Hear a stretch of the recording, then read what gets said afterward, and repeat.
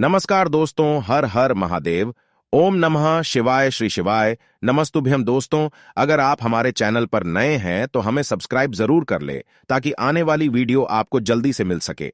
दोस्तों, आज इस वीडियो में हमने आपको कुछ उपाय बताए हैं जो आपको अवश्य करने हैं। ध्यान से सुने, पूरा सुने। आधा अधूरा सुना हुआ कभी लाभ नहीं देगा। चलो चलते हैं, सुनते हैं। ओम नमः शिवाय। जय महाकाल। जैसा कि आप सभी को पता है कि आज है होलिका दहन। देखो, सबसे पहले आप सभी को हमारे चैनल की तरफ से होली की शुभकामनाएं। महादेव आप सबकी झोली खुशियों से भर दे। देखो, आज है होलिका दहन का दिन और इसी के साथ रविवार का दिन है, तो बहुत ही अच्छा दिन है, बहुत ही शुभ योग है। तो ऐसे में आपको अपने घर की सुख समृद्धि के लिए, लक्ष्मी प्राप्ति के लिए, अगर आपके घर में धन, वैभव, ऐश्वर्य की कमी है, जीवन में मान सम्मान की कमी है, घर से आर्थिक तंगी बनी रहती है, तो आपको आज के दिन एक छोटा सा उपाय करना है। इससे आपके जीवन का दुर्भाग्य सौभाग्य में बदल जाएगा और हमेशा आपके घर में सुख समृद्धि बनी रहेगी। तो इस उपाय को कैसे करना है और क्या क्या सामग्री लगेगा, पूरा इस वीडियो में बताएंगे। पूज्य गुरुदेव जी की कथा से सुनकर आपको समझाने का पूरा प्रयास करूंगा। बस इससे पहले आपसे एक छोटा सा निवेदन है कि आप वीडियो को कर दे लाइक और चैनल को सब्सक्राइब करके कमेंट बॉक्स में महादेव का कोई सभी प्यारा नाम हर हर महादेव जरूर लिखें। तो चलिए बढ़ते हैं उपाय की ओर। देखिए, इसके लिए आपको क्या करना है। एक काली मिर्च लेनी है। देखो, ध्यान से समझना, एक काली मिर्च लेनी है और ध्यान देना है कि काली मिर्च कहीं से भी खंडित नहीं होनी चाहिए। फिर इसके बाद आपको लेना है एक गोल बाती का दीपक। देखिए, दीपक आप चाहे तो माटी का ले ले, और यदि आपके पास माटी का दीपक नहीं है तो आप यह दीपक शुद्ध आटा लगा करके एक दीपक बना सकते हैं। बस आपको ध्यान देना है कि उस आटे में आपको नमक या हल्दी का प्रयोग नहीं करना है। ठीक है, तो आप एक बढ़िया सा दीपक बना लें और उस दीपक में गोल बाती लगा करके उस दीपक में आपको घी भरना है। देखो, गाय का शुद्ध घी आपको उस दीपक में भरना है। अब क्या करना है, आपको इन दोनों चीजों को लेकर चले जाना है बेलपत्र के पेड़ के पास। देखो, गुरुजी ने अपनी रेवाड़ी वाली कथा में भी बताया था, जो भी व्यक्ति प्रदोष काल में खासकर होली के दिन एक दीपक प्रज्वलित कर देता है, उसके घर पर धन की कमी नहीं हो सकती। देखो, यदि आपके घर के आसपास कहीं बेलपत्र का पेड़ नहीं है या घर से काफी दूर पड़ता है और आप जा नहीं सकते हैं, तो आगे हम ये भी बताएंगे कि कैसे इस उपाय को करना है अगर बेलपत्र वृक्ष ना हो तो। देखो, अब आपको प्रदोष काल में इन दोनों चीजों को लेकर चले जाएं बेलपत्र के पेड़ के पास में। अब क्या करना है, सबसे पहले आपको उत्तर दिशा की ओर मुंह करके आपको खड़े हो जाना है और जो आप दीपक लेकर गए हैं उससे आपको बेलपत्र की जड़ में प्रज्वलित करना है। दीपक प्रज्वलित करने के बाद आपको एक काली मिर्च अपनी हथेली पर रखना है और बेलपत्र के पेड़ का आपको 5 बार परिक्रमा लगा लेना है। और यदि आप परिक्रमा बेलपत्र के पेड़ का नहीं लगा सकते हैं तो आपको दीपक को चारों ओर कुछ इस तरह से क्लॉकवाइज 5 बार घुमा देना है, मतलब आरती करना है। और घुमाने के बाद आपको उसी काली मिर्च को दीपक में डाल देना है और वहीं पर बैठकर हाथ जोड़कर के आंख बंद करके आपको जो भी आपके जीवन में समस्याएं हैं, घर से लक्ष्मी जी का निवास नहीं है, घर में लक्ष्मी जी प्रवेश नहीं कर रही है, और भी जीवन में जो भी समस्याएं हैं, तो उस समय आपको विनती करनी है।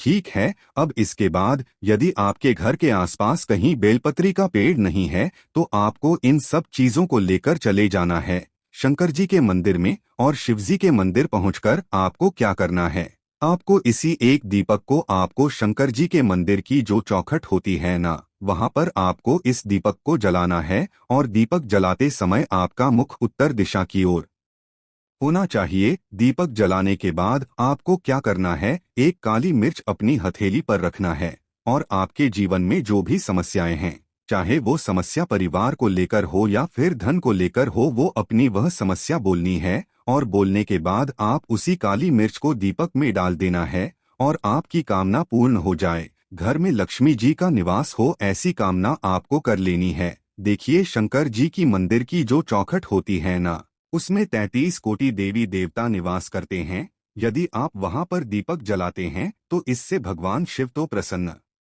होते ही है, साथ ही आपको 33 कोटि देवी देवताओं का आशीर्वाद प्राप्त होता है। और वह सभी प्रसन्न होते हैं जिनकी आशीर्वाद से आपकी कामना 100% पूरी होती है। तो आप ये उपाय जरूर करिएगा। आप बहुत ही छोटा सा उपाय है, करके देखिएगा। देखिए, अब हम जान लेते हैं गुरुजी द्वारा बताए गए दूसरे उपाय के बारे में। इस उपाय के लिए आपको मात्र 2 लौंग लेनी होगी, यानी कि आपको लौंग का जोड़ा लेना है। 2 फूल वाली आपको लौंग लेनी है। लौंग का जोड़ा कहीं से भी खंडित नहीं होना चाहिए, इस बात का ध्यान रखें। इसी के साथ में आपको लेना होगा लाल चंदन का पाउडर। देखिए, यदि आपके पास लाल चंदन की लकड़ी है तो उसे घिसकर भी आप चंदन के रूप में प्रयोग कर सकते हैं। यदि पाउडर है तो उसका भी आप अपने उपाय के लिए प्रयोग कर सकते हैं। देखिए, चंदन जो है वो तेज का प्रतीक माना गया है और साथ ही साथ जीवन के अंधकार को दूर करने का प्रतीक माना गया है। अब इसी के साथ में आपको मात्र एक तांबे के पात्र के अंदर शुद्ध जल लेना होगा अपने घर से। अब दोस्तों, ये तीनों सामग्री लेकर के सीधे आपको पहुंच जाना होगा भगवान शिव के मंदिर में। देखिए, इसी के साथ में आपको एक गोल बाती का दीपक भी लेना होगा। दीपक आप मिट्टी का भी ले सकते हैं, शुद्ध घाटा मढ़कर उसका भी तैयार कर सकते हैं। और दीपक में आपको शुद्ध घी का प्रयोग करना है। लेकिन जैसे ही आप इन सभी सामग्रियों को मंदिर में लेकर के पहुंचेंगे, मंदिर में जैसे ही आप चौखट के वहां पर पहुंचेंगे तो मंदिर की चौखट के सीधे तरफ आप जो अपने साथ एक गोल बाती का दीपक लेकर के आए हैं उसे आपको सबसे पहले तो प्रज्वलित कर देना है। यानी कि जैसे ही आप मंदिर की चौखट के वहां पर प्रवेश करते हैं तो उसके सीधे तरफ आपको ये गोल बाती का दीपक प्रज्वलित कर देना है। अब देखिए, जैसे ही आप यह दीपक प्रज्वलित करेंगे तो आपकी जो भी मनोकामना है उससे आपको बोल देना है। आप इस दीपक को इस प्रकार से प्रज्वलित करने के बाद इन सभी सामग्रियों को आपको शिवलिंग के पास में लेकर पहुंच जाना है। अब देखिए दोस्तों, आपके पास जो एक तांबे के पात्र के अंदर शुद्ध जल है उसमें से आपको केवल आधा लोटा जल ही भगवान शिव के शिवलिंग पर अर्पित करना है। आधा लोटा जल आपको उसी पत्र के अंदर बचा लेना है। अब दोस्तों, आपके पास जो 2 लौंग हैं यानी कि लौंग का जोड़ा है उससे आपको अपना नाम और अपने गोत्र को बोलते हुए आपकी जो भी समस्या चल रही है, आपके जीवन में जो भी परेशानी उत्पन्न हो रही है, उन्हें आपको बोल देना है। और ये जो लौंग का जोड़ा है इसे आपको भगवान शिव के शिवलिंग पर अर्पित कर देना है। जैसे आप ये 2 लोग शिवलिंग पर चढ़ाएंगे तो अपना हाथ जो है वहां पर आपको रखना है और महादेव से आपको प्रार्थना करनी है कि मेरे जीवन की ये जो परेशानियां हैं ये सभी दूर हो जाएं। यानी कि आपके जीवन में धन की संबंधित परेशानी चल रही है, कर्ज की समस्या चल रही है, बच्चों का पढ़ाई लिखाई में मन नहीं लग पा रहा है, घर के जो आर्थिक संकट है वह सभी दूर हो, व्यापार आपका ढंग से नहीं चल पा रहा है, घर में रोग की स्थिति बनी हुई है, यानी कि जिस भी प्रकार की आपकी समस्याएं हैं उसे आपको महादेव से बोल देना है और महादेव से इन सभी समस्याओं को दूर करने के लिए आपको प्रार्थना कर लेनी है। अब देखिए दोस्तों, आपने जो 2 लौंग शिवलिंग पर समर्पित की थी उससे आपको वहां से उठा लेना है और इन दोनों लौंग को आपको शिवलिंग से उठा करके सीधे उससे जल के पात्र के अंदर डाल देना है। यानी कि अपने आधा लोटा जल और बचाया हुआ था उसी के अंदर आपको ये 2 लौंग डाल देनी है और साथ में आप जो लाल चंदन लेकर के आए थे उस लाल चंदन को भी आपको उसी पात्र के अंदर डाल देना है। यानी कि आधा लोटा जल और बचा हुआ है तो उसी आधे लोटे जल के अंदर आपको ये लाल चंदन भी डाल देना है। अब देखिए, इस आधे लोटे जल में है जिसमें अपने 2 लौंग डाली है, लाल चंदन डाला है, उसे सीधे लेकर के आपको पहुंचना है बेलपत्र के वृक्ष के वहां पर। देखिए, बेलपत्र का वृक्ष यदि आपके घर पर है तो वहां पर आपको आ जाना है। आपके घर के आसपास कहीं भी है तो वहां पर आपको पहुंच जाना है और उसके बाद आपका जो मुख है वह उत्तर दिशा की ओर होना चाहिए और उसके बाद आपको अपना नाम और अपनी गोत्र को बोलना है और पुनः अपने जो भी परेशानियां शिवलिंग के पास में बोली थी उन्हें आपको वापस से बेलपत्र के वहां पर भी बोल देनी है। और ये जो आधा लोटा जल और है इससे आपको पूरा बेलपत्र के वृक्ष की जड़ में श्री शिवाय नमस्तुभ्यं इस मंत्र का जाप करते हुए समर्पित कर देना है। तो बस इतना सा उपाय आपको करना है।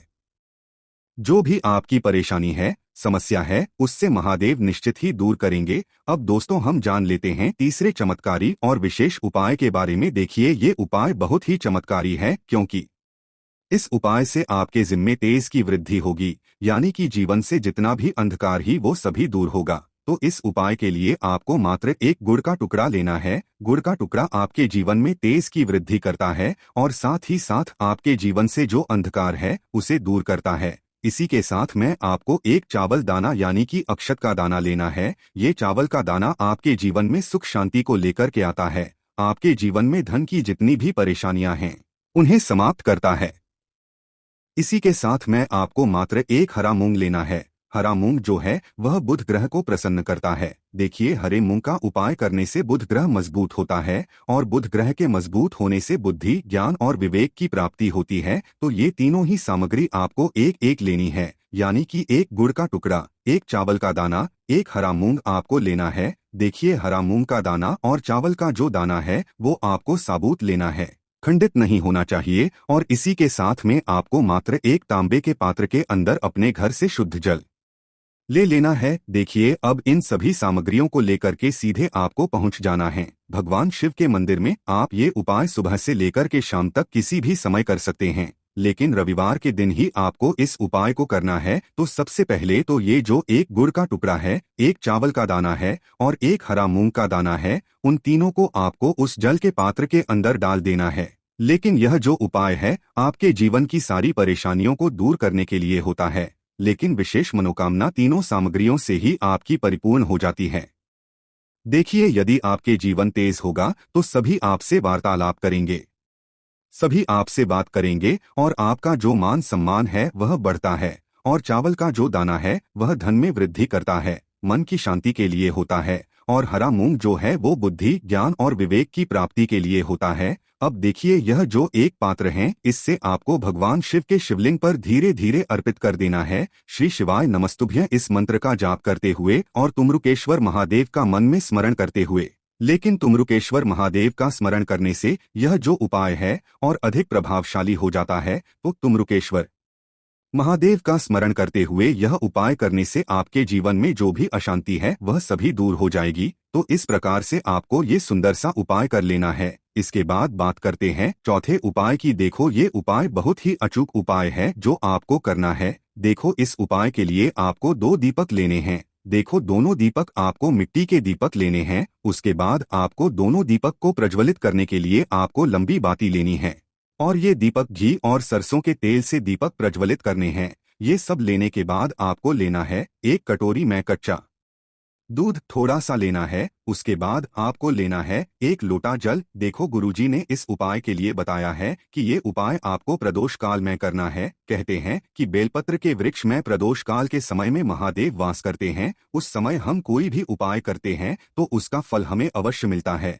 देखो, अब ये सब सामग्री लेकर आपको प्रदोष काल में चले जाना है बेलपत्र के वृक्ष के वहां पर। देखो, वहां पहुंच जाने के बाद आपको सबसे पहले बेलपत्र की जड़ में सबसे पहले वो दूध जो आप लाए हैं उसे समर्पित कर देना है। उसके बाद आपको जो एक लोटा जल जो आप लाए हैं वो आपको धीरे धीरे बेलपत्र की जड़ में समर्पित कर देना है। उसके बाद आप जो दीपक लाए हो दोनों दीपक को आपको बेलपत्र की जड़, बेलपत्र की तरफ मुंह करके बाती का आपको एक दीपक घी का और एक दीपक तेल का प्रज्वलित कर देना है। और आपकी जो भी मनोकामनाएं हैं वो महादेव को बोलना है। देखो, गुरुजी ने कहा जो भी होलिका दहन वाले दिन पर बेलपत्र की जड़ में दीपक प्रज्वलित कर देता है महादेव उसकी सभी मनोकामना पूरी कर देते हैं। देखिए दोस्तों, आज के इस वीडियो में हमने आपको रविवार के दिन किए जाने वाले 3 बहुत ही सुंदर से उपाय बताए हैं। जो भी आपके लिए उचित है, सरल है, उसे आप कर सकते हैं। यदि उपाय से जुड़ा किसी भी प्रकार का सवाल है तो कमेंट में पूछ ले। उपाय को करते समय आप किसी भी प्रकार की गलतियां ना करें। अगर आपको हमारी वीडियो पसंद आए तो हमारे इस चैनल को सब्सक्राइब जरूर करें।